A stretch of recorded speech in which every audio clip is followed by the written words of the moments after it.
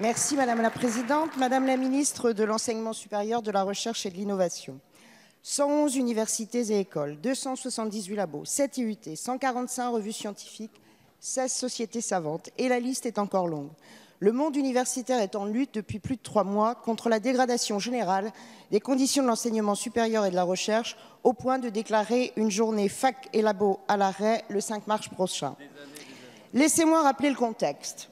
Une politique systématique d'assèchement des crédits de la recherche compensée par une compétition accrue pour les financements sur projet.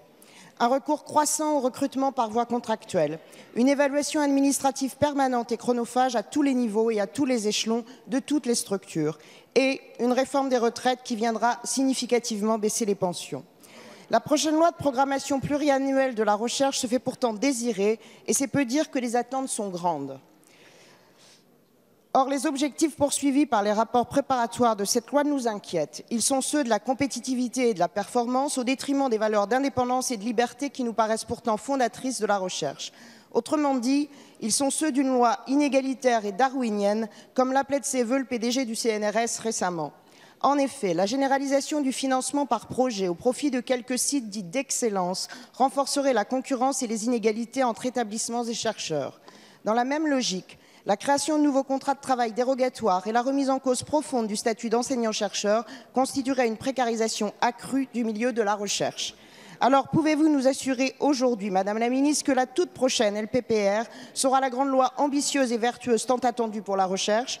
Plus précisément, pouvez-vous nous affirmer qu'elle permettra enfin un investissement massif dans la recherche à hauteur de 3% du PIB et la reconnaissance de nos chercheurs par une revalorisation de toutes les rémunérations? Merci Madame la députée. La parole est à Madame Frédérique Vidal, ministre de l'Enseignement supérieur, de la Recherche et de l'Innovation. Merci Madame la Présidente, Mesdames et Messieurs les députés. Madame la députée Tolmo, laissez-moi vous faire un état des lieux. La future loi de programmation pour la recherche a été annoncée par le Premier ministre avec 3 objectifs très clairs: du temps, des moyens et de la visibilité pour la recherche. C'est une loi budgétaire qui permettra de prévoir l'investissement de la nation pour les années qui viennent dans notre recherche. C'est-à-dire que pour la première fois, au lieu de faire des assises, des livres blancs, des réunions, des discussions, eh bien nous allons inscrire dans la loi un investissement pour la recherche. C'est une loi qui porte d'ores et déjà des avances très fortes en termes d'attractivité. Vous le savez, j'ai annoncé que plus aucun jeune chercheur, plus aucun jeune enseignant-chercheur ne serait recruté en dessous de 2 SMIC. Ça signifie en moyenne 2 600 à 2 800 € supplémentaires par an. Et pour les jeunes chercheurs qui étaient recrutés à 1,4 SMIC, c'est plus de 8 500 € annuels. Et ça, c'est concret.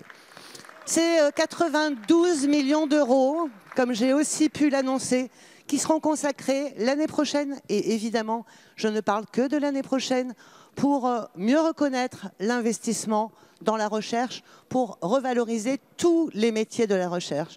Donc cette future loi de programmation de la recherche, Madame la députée, elle a pour objectif, et pour objectif principal, de faire en sorte que notre pays, qui est un grand pays de recherche, puisse continuer à rayonner. Et ça me paraît essentiel de le rappeler. Sinon, je vous remercie, les laboratoires, les centres de recherche, les universités, tous ceux avec lesquels j'ai pu échanger et dire la vérité de ce que serait cette loi, eh bien, soutiennent fortement cette loi. Ce qui me paraît intéressant, c'est que le monde de la recherche est un monde qui ne croit pas aux rumeurs à partir du moment où les faits sont démontrés. Je vous remercie.